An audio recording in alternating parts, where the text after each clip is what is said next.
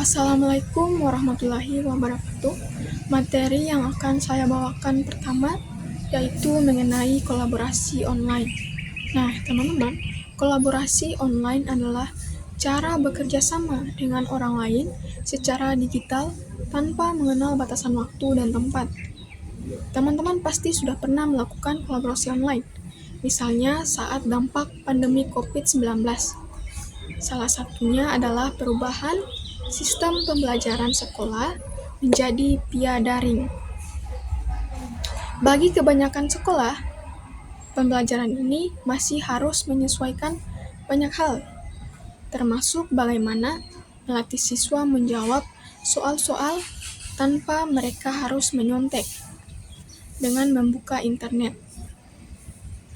Ada cara yang bisa dipakai untuk membuat soal daring dengan tetap menjaga siswa tidak menyontek, yaitu Google Form.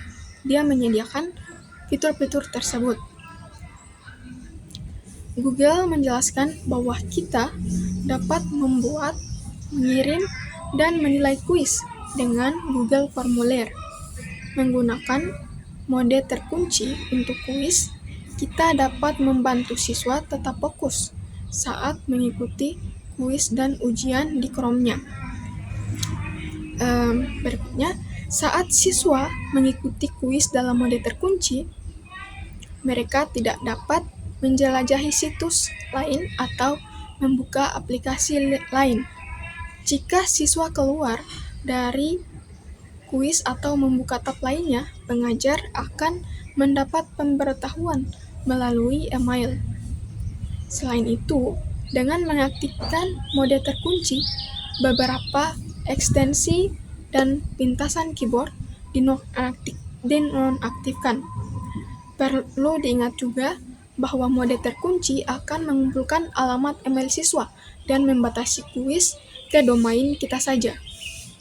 Hal berikut yang dapat kita lakukan adalah memberikan batasan, yaitu memberikan batasan waktu pada siswa, memberikan batasan waktu pada soal. Pengaturan ini juga akan memberi siswa suasana seperti di dalam kelas dan memaksa siswa untuk fokus pada soal. Nah, contoh kolaborasi online berikutnya ada Zoom. Nah, teman-teman, Zoom menjadi aplikasi meeting online yang populer di kalangan pengusaha ataupun karyawan. Aplikasi ini sangat membantu ketika terpaksa bekerja dari rumah atau sedang berada di luar kota. Ketika ada sesuatu yang ingin dibicarakan, kamu dapat melakukan meeting online dengan rekan kerja dan atasan kamu lewat Zoom. Contoh berikutnya ada Google Drive. Nah, Google Drive adalah layanan penyimpanan yang dimiliki oleh Google. Google Drive ini sudah lama sekali diluncurkan, yaitu sejak 24 April 2012 tahun yang lalu. Google Drive merupakan perubahan dari Google Dokumen. Jika kita membuka Google Dokumen, maka akan diredirect ke Google Drive. Penggunaan Google Drive akan mendapatkan layanan penyimpanan gratis sebesar 5 GB dan dapat ditambahkan dengan pembayaran tertentu. Pembayaran tertentu ini jika kalian menginginkan ruang penyimpanan yang lebih dari 5 GB. Nah, teman-teman, ada keuntungan menggunakan Google Drive loh. Yang pertama, kemudahan menyimpan dan mengakses dokumen. Yang kedua, kemudahan share dokumen di mana sesama pengguna bisa membuat dan menggunakan secara bersama dokumen yang dimilikinya. Ketiga, kemudahan mencari file dengan berbagai eksistensi di mana pengguna cukup mengetik kata kunci yang sesuai untuk mencari file di daftar dokumen Google Drive. Nah, contoh lainnya itu contoh kolaborasi online yang lain yang dapat teman-teman gunakan yaitu aplikasi Canva. Kalian pasti tahu kan aplikasi Canva. Nah, kalau kalian punya proyek misalnya ya, membuat poster nih. Misalnya kalian ingin membuat poster dengan kelompok. Nah, kalian itu bisa saling berbagi link kalian tinggal saling link dari Canva itu, kemudian membagikannya pada teman-teman. Nah, gimana membagikannya juga? Ini kita bisa membagikannya lewat WhatsApp.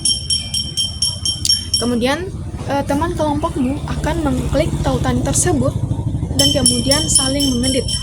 Kalian bisa saling mengedit di aplikasi Canva tersebut.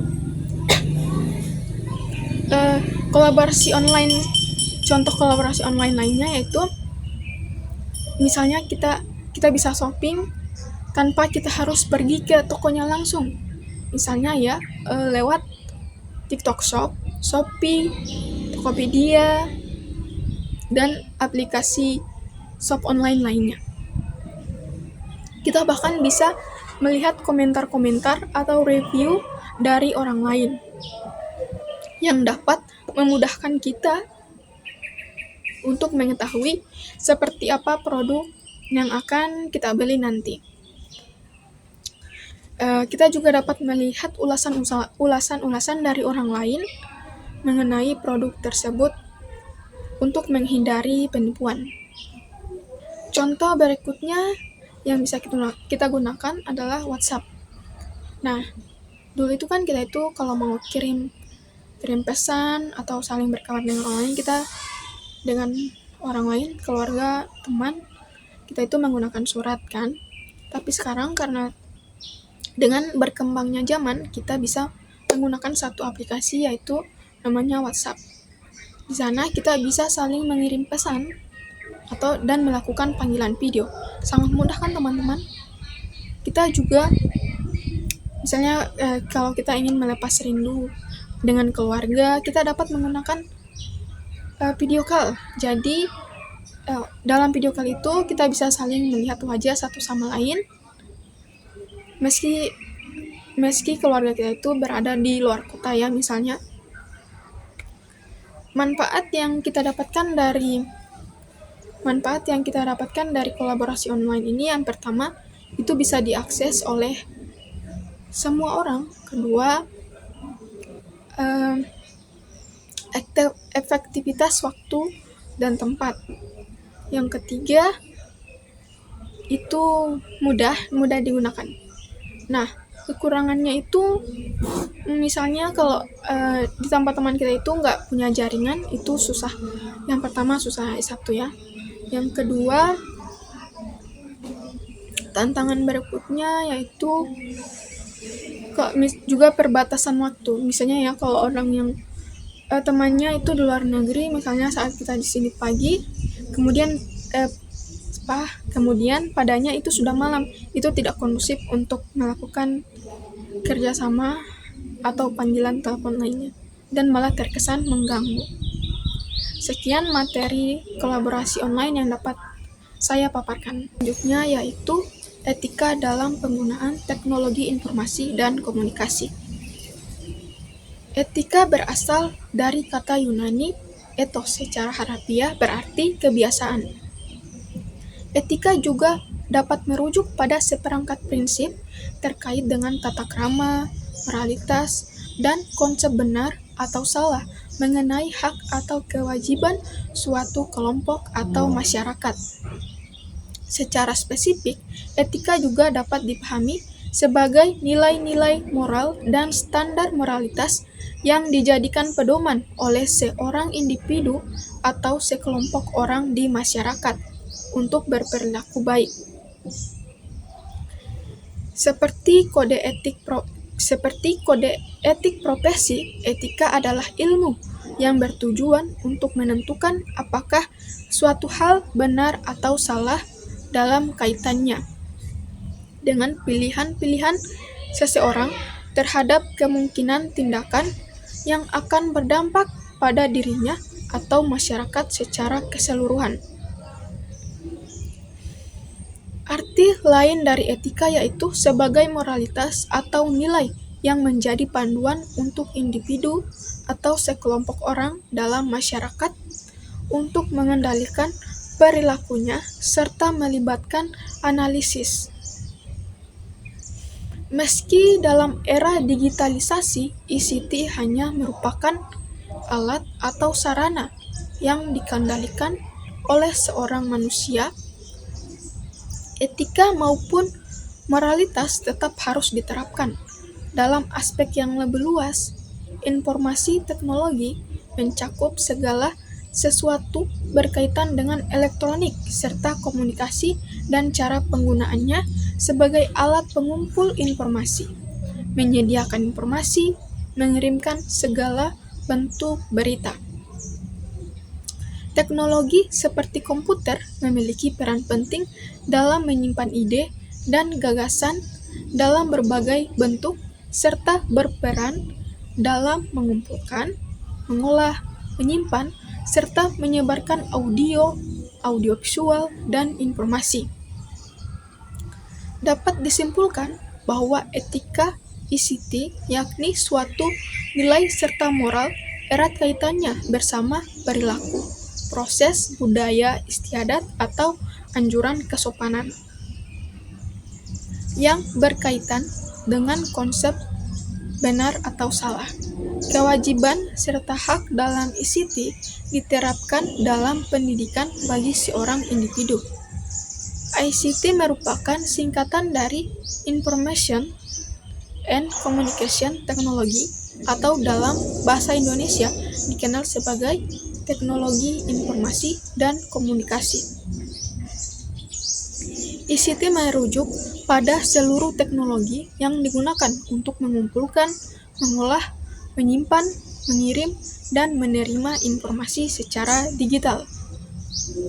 Ini mencakup komputer, perangkat lunak, jaringan komunikasi, perangkat mobile, internet, serta teknologi lainnya yang digunakan untuk mengelola informasi dan mendukung komunikasi di berbagai bidang, seperti bisnis, pendidikan, pemerintahan, dan banyak lagi. ICT telah menjadi bagian integral dari kehidupan modern dan berperan penting dalam memfasilitasi pertukaran informasi dan komunikasi di seluruh dunia. Kata lain dari teknologi informasi yaitu beragam seperangkat alat dan sumber daya teknologi yang digunakan untuk berkomunikasi, membuat, menyebarkan, menyimpan, serta mengelola informasi. Teknologi informasi dalam arti sempit menggambarkan aspek teknis yaitu hardware, software, database, hingga jaringan, serta perangkat lainnya yang berhubungan dengan teknologi. Aplikasi teknologi informasi memberikan peran sebagai akses informasi ke kehidupan pribadi. Misalnya, informasi tentang kesehatan tubuh, hobi, serta jurusan teknologi, jurnalisme bisnis, dan asosiasi profesi. Teknologi informasi komunikasi telah menjadi kebutuhan penting bagi banyak organisasi, lembaga, maupun individu. Dalam aspek digital, kejahatan di dunia maya rentan terjadi karena banyaknya keterbatasan pihak-pihak yang bertanggung jawab untuk melindungi. Pelanggaran etika komputer salah satunya merupakan kejahatan di dunia siber adalah serangan siber atau cybersquatting, yaitu upaya mencuri, mengubah, atau menghancurkan data atau sistem komputer milik seseorang. Dengan demikian, pemanfaatan teknologi informasi didasarkan pada dampak yang dilihat dan dirasakan oleh setiap individu di dalam dan di luar organisasi. Banyak lembaga merencanakan atau merancang kode etik mereka sendiri yang dapat diterapkan dan ditegakkan.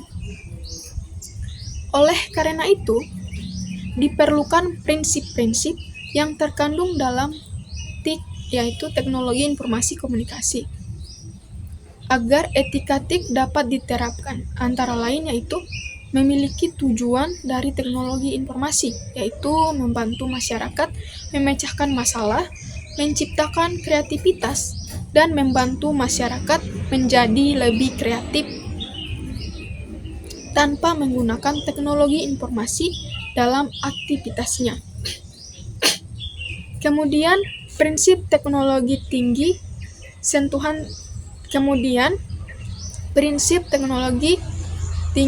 yaitu tidak perlu ketergantungan erat pada kemajuan ICT tercanggih, namun yang paling utama yaitu menambah atau mengasah skill, yaitu pada high touch, di mana ini bermakna manusia.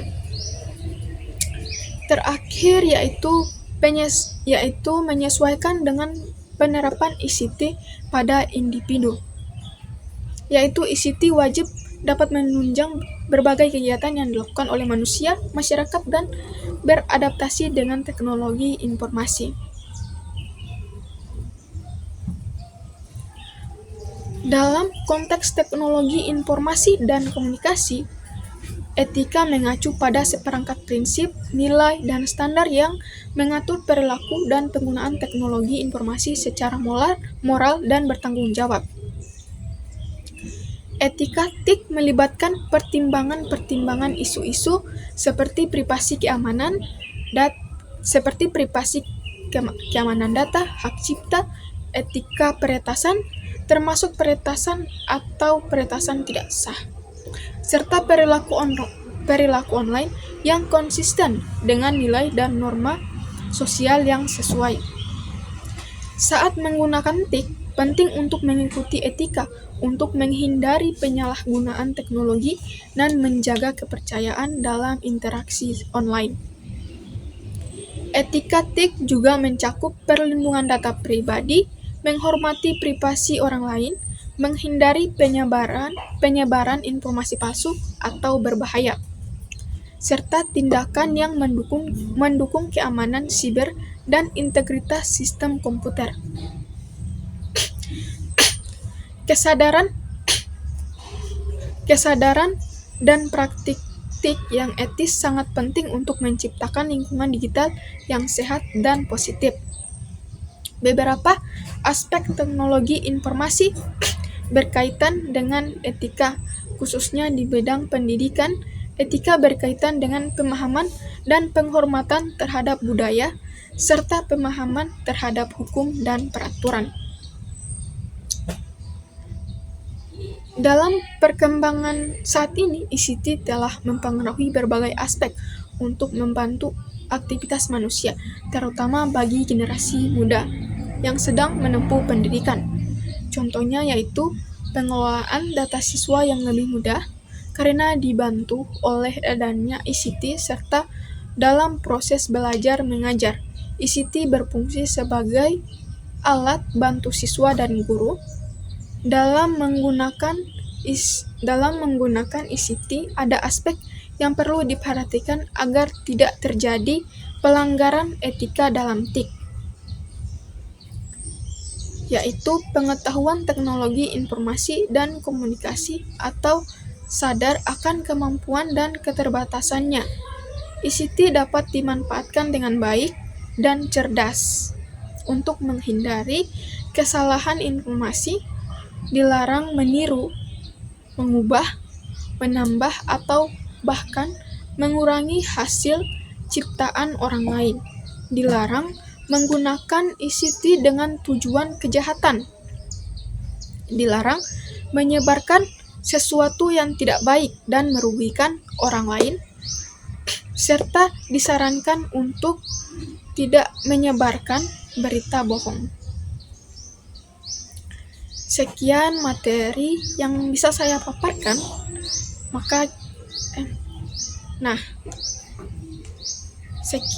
Kesimpulannya adalah dalam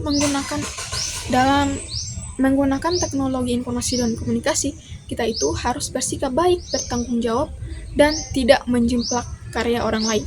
Sekian materi yang bisa saya paparkan.